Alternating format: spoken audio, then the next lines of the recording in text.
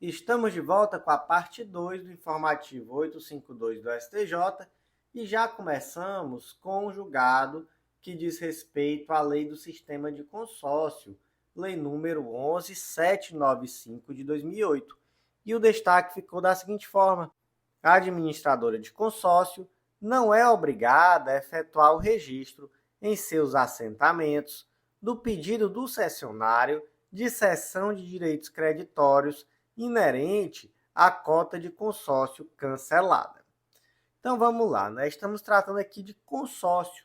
Aí imagina que a Mariazinha, ela começou a pagar um consórcio, né? Ela aderiu a um grupo de consórcio.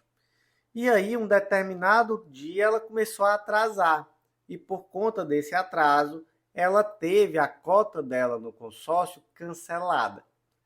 Mas ela pagou durante um tempo, né? Então, se ela pagou durante um tempo, aquele valor que ela pagou vai compor o patrimônio do grupo e ao final ela vai ter direito a ser restituída. Ao final, tá, gente? Então, acabou o grupo de consórcio, não é? O grupo tinha, digamos, 240 meses. Acabou esse período.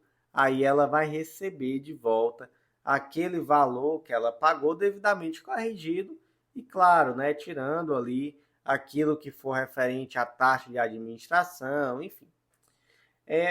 Imagina que ela está precisando do dinheiro e ela não tem como esperar os 180 meses que estão faltando para ela receber de volta esse valor. O que ela faz?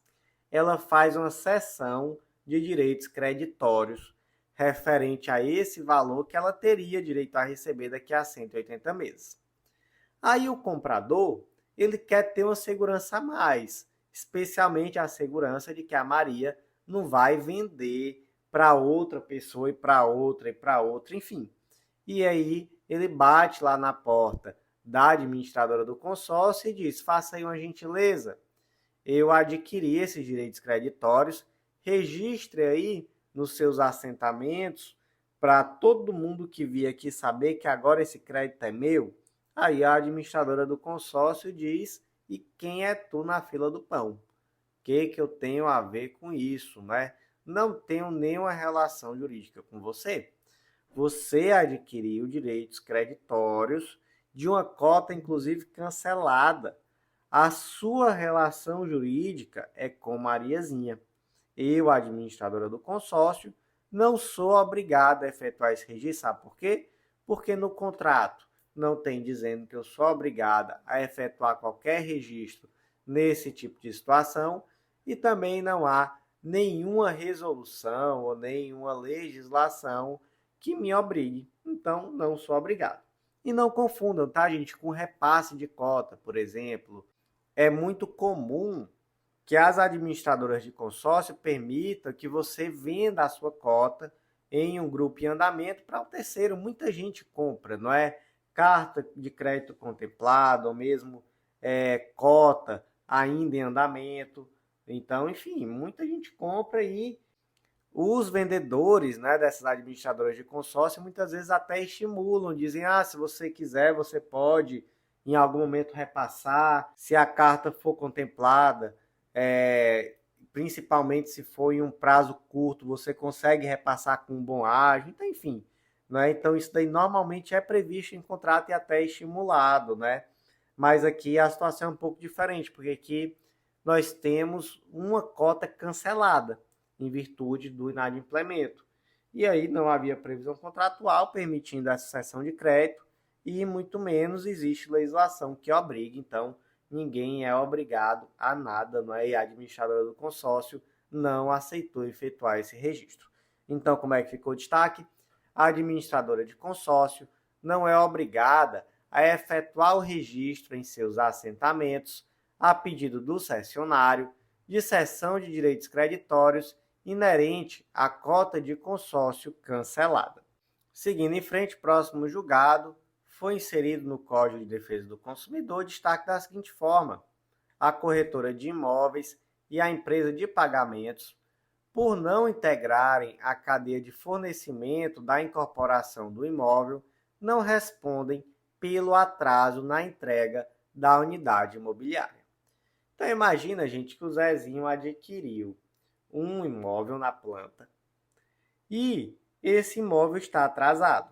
E aí ele propôs uma ação contra todo mundo. Não foi só contra a incorporadora, não.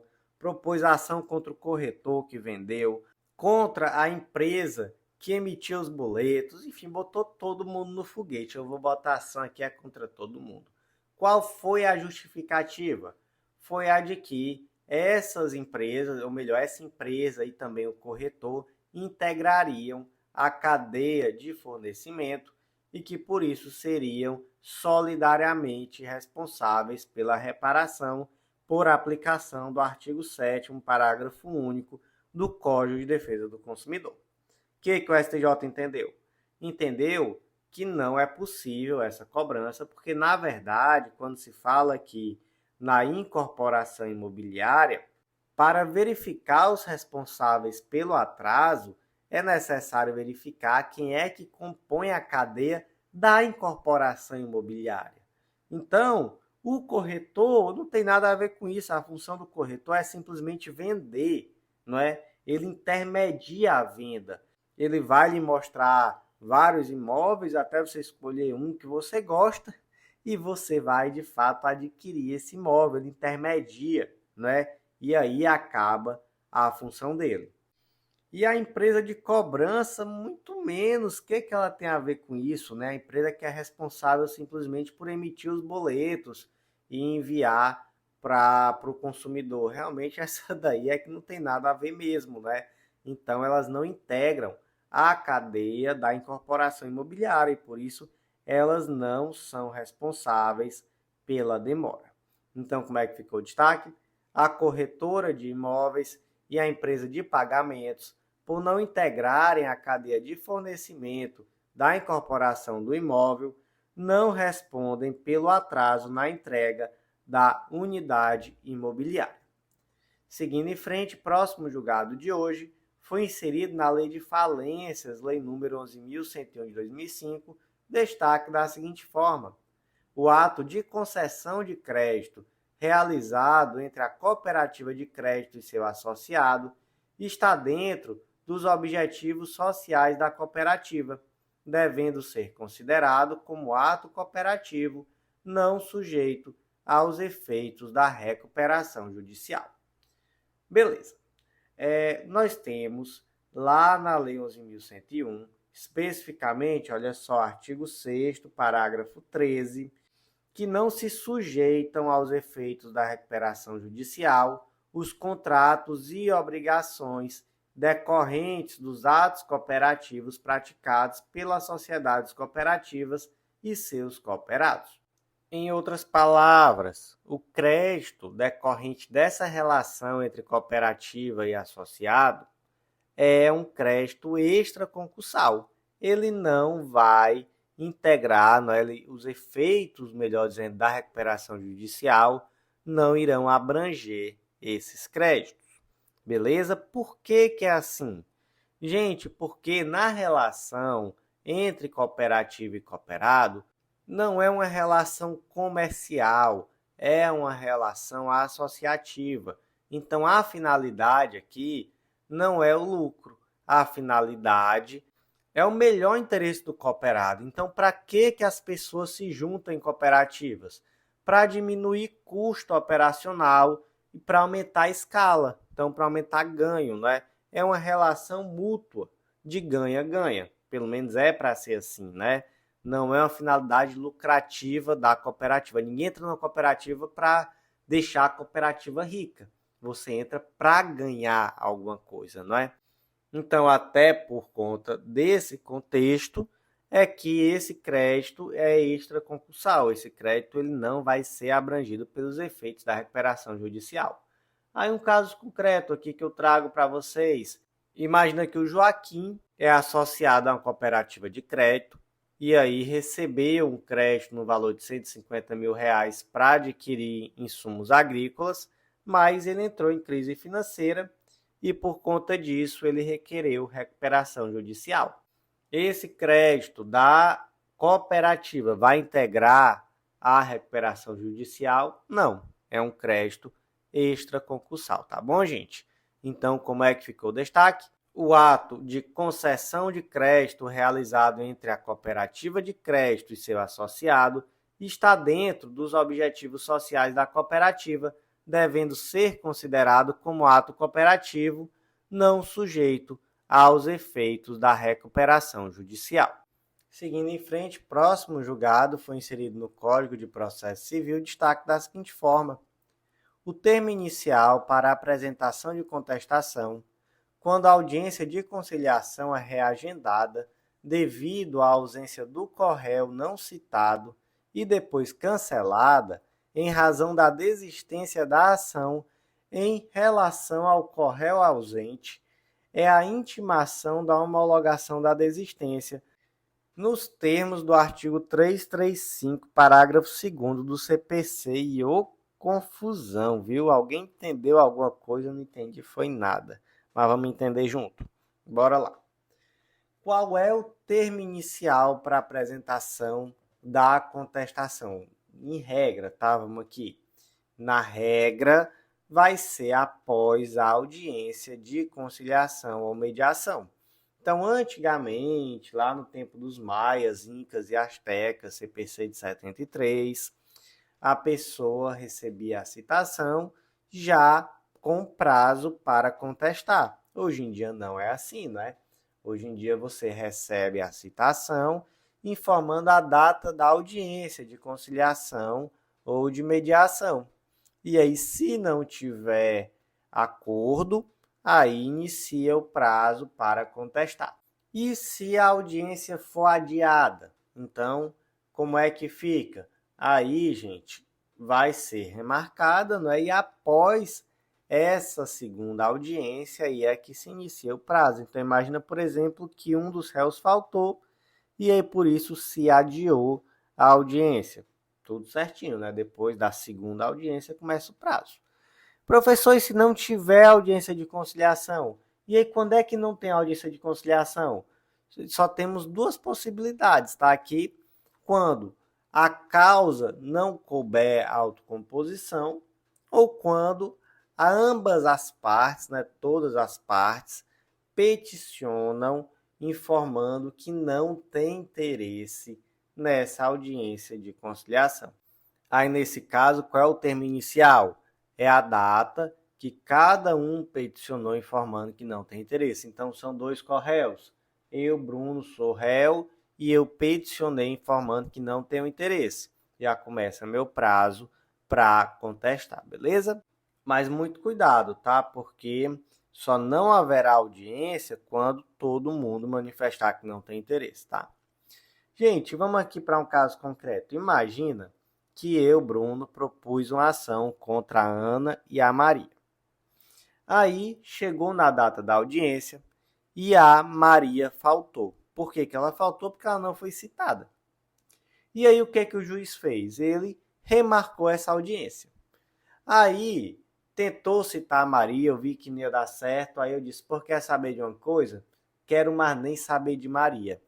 Eu quero a desistência dessa ação em relação a Maria. E aí, o que o juiz fez? Ele já homologou e desmarcou a segunda audiência, porque ele pensou, já teve uma audiência com a Ana, já chegaram na conclusão que não tinha acordo, então desmarca essa segunda audiência.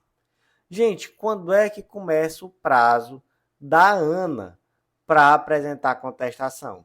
Nesse caso, gente, começa da data em que ela foi intimada da decisão que homologou o pedido da desistência em relação à Corré. Onde é que está isso? Está lá no artigo 335, parágrafo 2º do CPC. Então, mais uma regra específica, tá? Também pode começar o prazo para contestar da data da intimação da homologação da desistência em relação ao corréu. Essa é a regra que está prevista lá no artigo 335, parágrafo 2º. E no caso concreto, o autor queria defender que existia uma revelia, mas não existia, né? Porque não houve essa intimação, então somente se desmarcou a audiência, mas não se intimou o réu que permaneceu no processo acerca dessa homologação da desistência em relação ao CORREL. Então, o prazo para contestar sequer iniciou. Como é então que ficou o destaque? O termo inicial para a apresentação de contestação, quando a audiência de conciliação é reagendada devido à ausência de CORREL não citado e depois cancelada em razão da desistência da ação em relação ao CORREL ausente, é a intimação da homologação da desistência nos termos do artigo 335, parágrafo 2º do CPC. Gente, eu esqueci de dizer a palavra da sorte de hoje. Vai ser, sabe o quê? Seleção brasileira. Eu não sei se isso dá sorte hoje em dia, mas como eu parei de gravar aqui para ver o finalzinho do jogo da seleção e me arrependi, tá? Jogou nada. Mas vamos botar aí seleção brasileira para ver se anima esse povo e a gente consegue alguma coisa. Então, palavra da sorte, digita aí nos comentários para eu saber que você está me ouvindo. Seleção brasileira. E já seguimos em frente para os julgados da 4ª turma do STJ. E o primeiro foi inserido no Código Civil, destaque da seguinte forma: o estelionato sentimental configura ato ilícito que gera o direito à indenização a título de danos morais e danos materiais pelas despesas extraordinárias decorrentes do relacionamento. E eita, que agora já tem a gente pensando em judicializar contra aquele ex que brincou com seu sentimento, não é isso? Para pedir indenização por dano material e moral. Mas, gente, não é bem assim, tá? Não basta ser o ex que machucou o coração, não. O que é esse tal desse estelionato sentimental? Gente, isso aqui é um termo doutrinário, tá? Para começar, não é bem um estelionato, crime lá do artigo 171 do Código Penal, não. É uma expressão doutrinária e também jurisprudencial, né? Que indica alguém que simula afeição ou envolvimento amoroso com o objetivo de obter algum tipo de benefício. Sobretudo, não é quase sempre benefício financeiro. Então aqui não é só aquele namorado ou namorada que acaba gastando ali o seu dinheiro e depois lhe troca pela melhor amiga, não, tá? Aqui realmente é uma situação dolosa em que a pessoa, desde o começo, ela simplesmente simula que tem uma afeição, um envolvimento para obter algum tipo de benefício. Então imagina aqui o seguinte caso concreto. A Maria Helena é viúva, tem seus 60 e poucos anos, e ela conheceu o Eduardo em uma rede social, ali uma pessoa de 21 anos de idade, que aparentava ter um grande interesse por ela. E aí durante cerca de 10 meses eles trocaram ali mensagens. Durante todo esse período ele relatava dificuldades financeiras. Então ele disse que eu estou precisando muito de dinheiro para pagar a despesa do meu divórcio. Depois ele falou que precisava de dinheiro para tirar a carteira de habilitação, depois para comprar uma moto, depois para comprar roupa e até para comprar um cachorro. E nessa brincadeira ele tirou mais de 40 mil reais da viúva aposentada, Dona Maria Helena. E aí, em um determinado momento, a Maria Helena percebeu que, na verdade, ele era um golpista, que ele estava ali fingindo que gostava dela, mas ele só queria mesmo era dinheiro para comprar moto, roupa e cachorro. E aí, por conta disso, propôs uma ação judicial em face do Eduardo. E o Eduardo foi condenado sim a indenizar, não só os prejuízos materiais, como também os danos morais. Por quê? Porque se percebeu que, na verdade, havia ali uma simulação afetiva como meio fraudulento.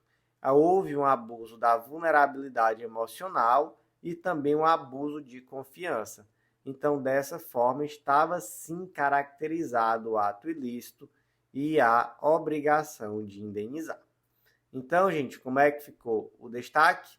O estelionato sentimental configura ato ilícito que gera o direito à indenização a título de danos morais e de danos materiais pelas despesas extraordinárias decorrentes do relacionamento.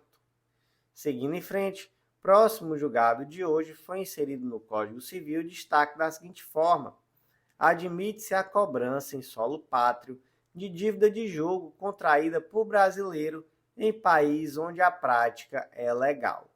O caso concreto aqui, gente, é aquele caso concreto de filme, né? O Zezinho foi para Las Vegas, tomou ali um a mais e acabou saindo de lá devendo US$ 1 milhão. Não tinha dinheiro, assinou a nota promissória. Na hora que o cassino foi cobrar, ele não tinha R$ 1, não é? E realmente não conseguiu descontar essa nota promissória e por isso propôs uma ação no Brasil de cobrança em relação a esse valor. Só que aí o Zezinho se defende dizendo o quê? Que no Brasil não é possível cobrar dívida de jogo, está lá no artigo 814 do Código Civil. As dívidas de jogo ou de aposta não obrigam a pagamento. Mas aí, gente, o que acontece? A jurisprudência, ela diz, beleza, a dívida de jogo no Brasil, onde é proibido, não vai, de fato, permitir a cobrança. Mas se você tem dívida de jogo contraída em um país onde é legalizado, então é possível sim efetuar essa cobrança. Ah, mas isso não viola a ordem pública? Gente, entendeu-se que não. E entendeu-se que a ordem pública é um conceito que deve ser visto à luz do princípio da boa-fé e também do repúdio ao enriquecimento sem causa. E é interessante como aqui na decisão o ministro até fala, olha, você vai para outro país, recebe a hospitalidade desse país, celebra uma relação jurídica segundo a lei desse país e depois você quer chegar aqui no Brasil e dizer que não vai cumprir porque fere a ordem pública. Lamento, quem mandou beber demais e ficar louco em Vegas e sair devendo, vai ter que pagar. Faz parte da vida e não é a primeira decisão nesse sentido não, tá? Não confundam, isso aqui não é novidade não. Inclusive já comentamos decisão informativo 610, lá de 2017, decisão da terceira turma, e temos outras decisões, né, também, não só essa, acerca desse tema. Então não é uma novidade não, tá, essa decisão. Então como é que ficou o destaque? Admite-se a cobrança em solo pátrio de dívida de jogo contraída por brasileiro em país onde a prática é legal. Seguindo em frente, próximo julgado de hoje foi inserido no Código de Processo Civil destaque da seguinte forma: é possível a penhora da participação societária na sociedade limitada unipessoal para a satisfação de dívidas particulares do sócio único, independentemente de o capital social estar dividido em cotas sociais. Então imagina que o Arlindo ele possui uma dívida, né, no CPF dele, né, a dívida, e aí buscou-se bens para penhorar, não encontrou nada, mas se percebeu que ele é sócio de uma sociedade limitada unipessoal, em outras palavras, ele é o único sócio dessa empresa. Aí o credor pediu a penhora das cotas equivalentes ao valor da dívida. Aí o Arlindo diz, não, mas calma aí, não tem como, porque essa daqui é uma sociedade unipessoal. E o capital social aqui não está dividido em cotas. Aqui há um único proprietário. E outra coisa, isso aqui é a minha vida, isso aqui é a minha empresa. Como é que alguém vai de repente adquirir uma cota e virar meu sócio, sem que haja nenhum tipo de affectio societatis? Como é que isso aqui vai dar certo, não é? Então, realmente seria algo complicado. Mas isso impede que possa haver essa penhora da cota? Não, tá? De forma alguma. Mesmo que não haja uma divisão de cotas, não há problema algum. É sim possível penhorar cotas equivalentes ao valor da dívida. E como tem essa questão de que é uma empresa unipessoal, né? Então realmente é muito importante verificar isso do affectio societatis, né?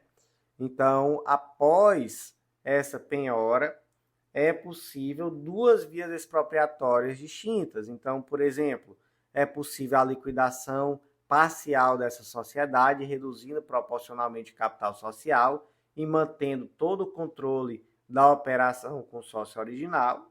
Então, beleza. E se isso não for possível, né, como última ratio, aí realmente é uma situação de se alienar integralmente a participação societária.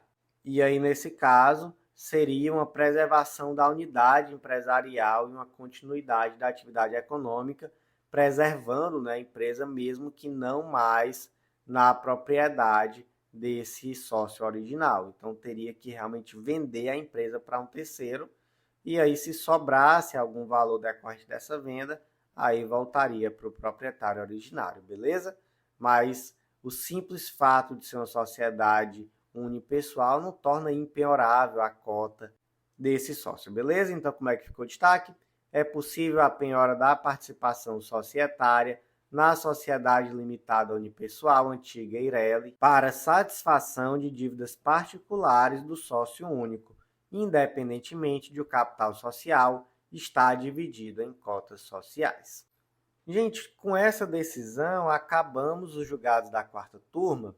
Então, já que vamos começar os julgados de penal e processo penal, quinta e sexta turma, eu vou encerrar por aqui, tá? E nós voltamos com a parte 3 do informativo 852 do STJ.